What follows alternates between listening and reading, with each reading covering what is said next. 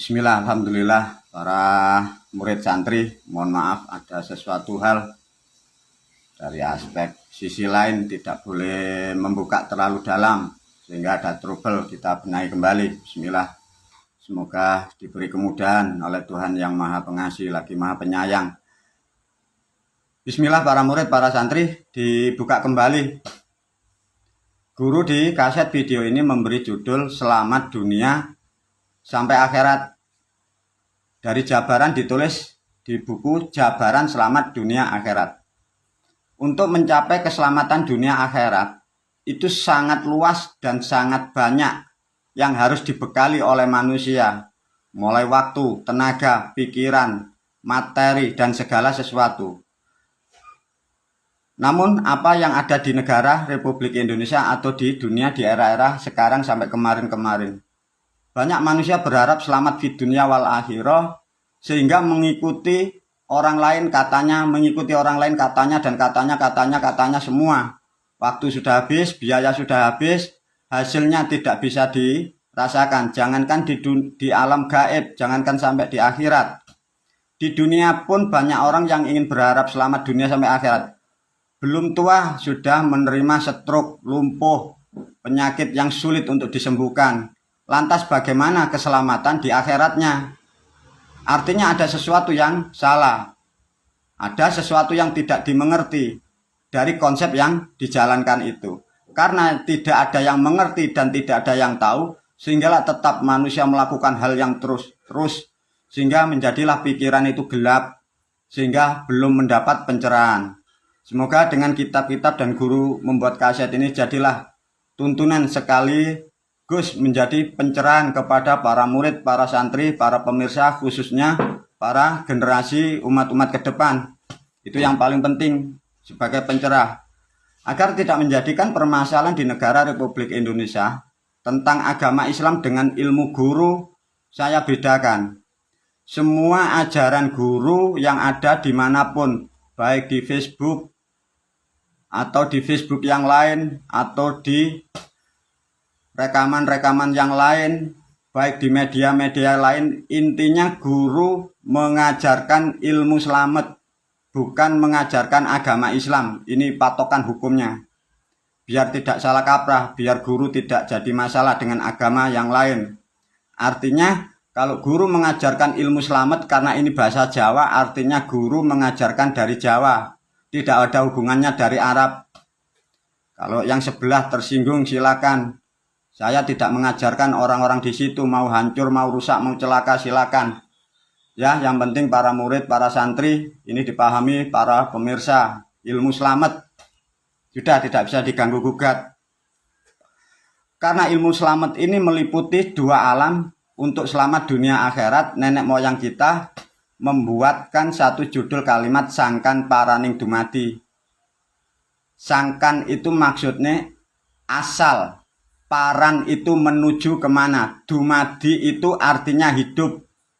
Ini kadang masyarakat juga salah paham ya.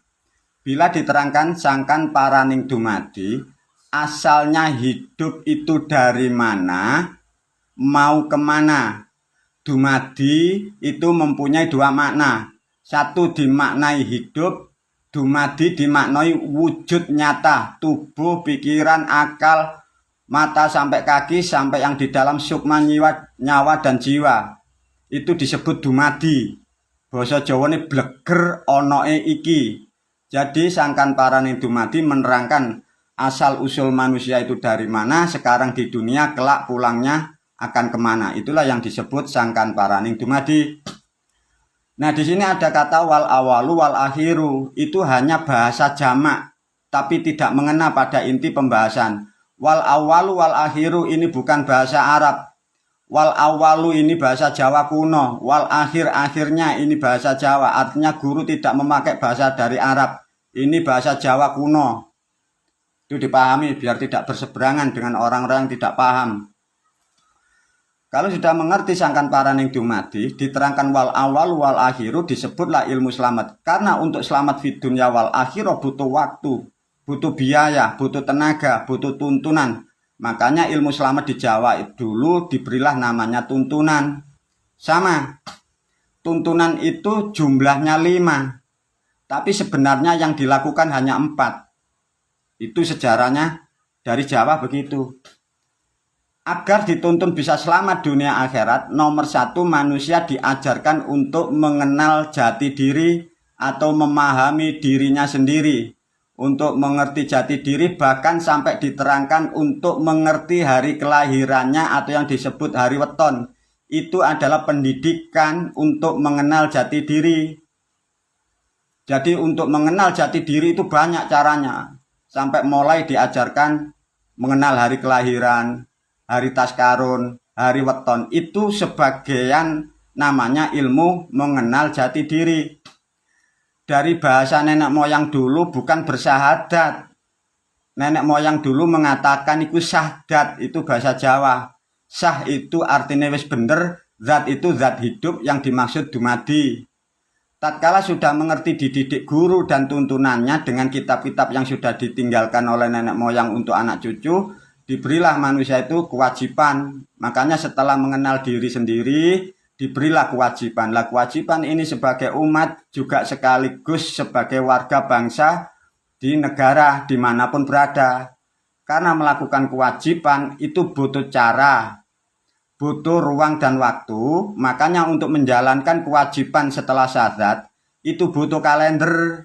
Nah ini, makanya nenek moyang kita sudah memberi kalender dulu, namanya aboge. Karena sudah rusak, sekarang sudah dibenahi guru lagi.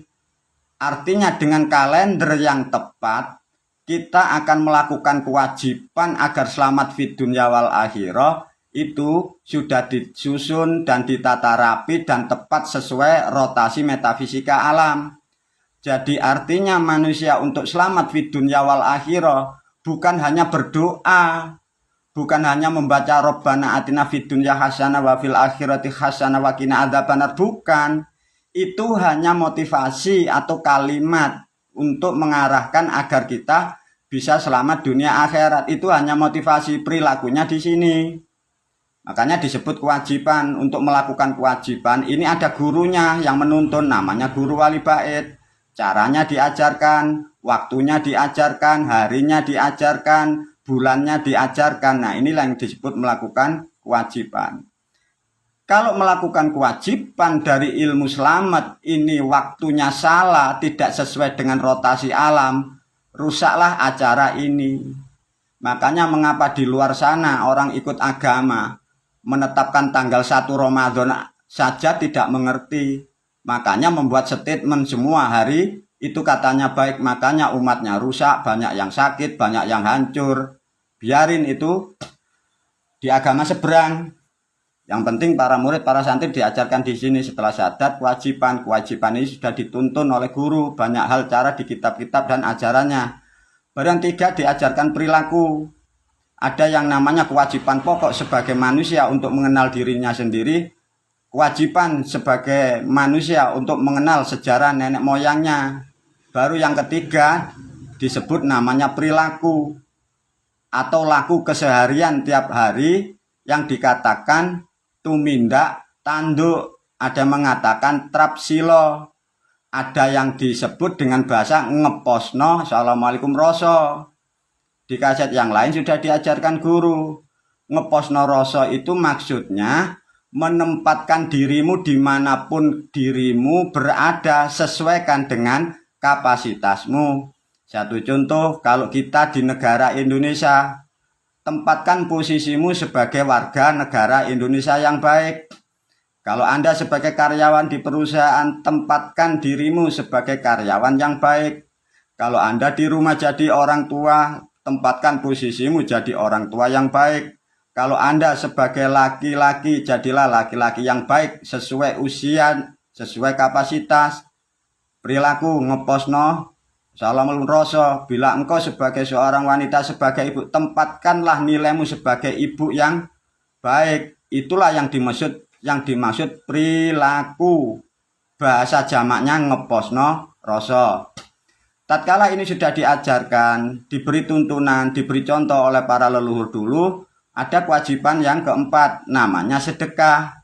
Sedekah ini banyak. Ada sedekah pribadi, sebagai among-among untuk mengenang hari kelahiran, ada sedekah among-among untuk menghormati para leluhur orang tua kita yang sudah di tempat alam kubur. Ada nanti sedekah namanya sesaji untuk danyang atau leluhur, punden-punden, leluhur-leluhur yang di pantai selatan, yang di pantai utara, yang di gunung. Nah, ini adalah konsep atau tuntunan ilmu selamat dari sejarah nenek moyang kita. Makanya para murid, para santri, tetapkan kalian tidak usah minder, tidak usah malu. Karena itulah kita bangsa. Karena bangsa yang besar adalah bangsa yang bisa menghargai dari apa yang dilakukan orang tua, para leluhur, dan para moyang kita. Ini ditarik kesimpulan. Tatkala satu diajarkan dengan tepat dengan sadat mengenal diri, sadar akan diri. Dua, melakukan kewajiban dengan cara, ruang, dan waktu, tanggal, bulan yang tepat yang sudah ditinggali oleh leluhur. Melakukan perilaku, andap asor, bersosial, menempatkan dengan sadar diri. Lakukan sedekah, bentuk terima kasih kepada danyang di kampung, kepada nenek moyang kita, para leluhur kita yang sudah mengajarkan. Tatkala 4 dilakukan tepat dan benar, makanya disinilah yang Anda akan raih namanya keberhasilan, disebut kajen. Nah, kajen itu adalah simbol manusia yang derajat, yang berbudi luhur, disebut orang mulia, tidak kekurangan sandang pangan. Zaman sekarang kalian sebut kaya. Makanya untuk selamat dunia sampai akhirat banyak hal yang kita harus lakukan, baik tenaga, pikiran, materi, uang, untuk menata kehidupan kita agar kehidupan kita di dunia menjadi manusia yang kajen, ya. Kajen itu terhormat. Satu contoh, sebelum menjalankan sadat, kewajiban, perilaku, dan sedekah, anggap aja ini orang kurang mampu. Diajarilah ilmu dari sadat, melakukan kewajiban, melakukan perilaku, melakukan sedekah. Lambat laun derajatmu naik, hartamu naik, kesehatanmu naik. Makanya tambah tua semakin tua, hartamu semakin tambah, derajatmu semakin luhur. Nah, inilah yang dimaksud ilmu selamat dari Jawa. Guru tidak menyinggung agama dari Arab, biarin sana. Nah, kalau sudah memahami ini, sangatlah penting untuk memahami ruang dan waktu yang disebut kalender. Nah, untuk kalender di Jawa itu pun juga problem karena banyak perubahan. Tapi alhamdulillah kalender yang dibuatkan guru kalender namanya Tritunggak itu sudah berstandar dari zaman Aboge 67 Masehi. Itu sudah standar, yang lainnya guru tidak ngerti karena itu banyak perubahan, ya. Tatkala manusia di dunia sudah diberi kemuliaan keselamatan dengan cara melakukan kebaikan dan ilmu tuntunan yang tepat, baru untuk mencapai yang dikatakan selamat sampai akhirat, pulang kepada nenek moyang kita, disebut mendapatkan rahmat, masuk kepada surga. Cara menguburnya sudah diajarin guru, tidak sama dengan agama seberang. Cara kirim doa, ada caranya, alatnya, doanya, semua sudah dibekali guru. Makanya ada bedanya dengan agama seberang. Cara mengubur diajarkan berapa hari yang baik untuk dikuburkan. Bukan langsung hanya dikuburkan, 3 hari bisa baru dikuburkan. Caranya, kasih peti yang bagus, cari, kasih kelambi, busana yang bagus, beda nanti dengan agama seberang.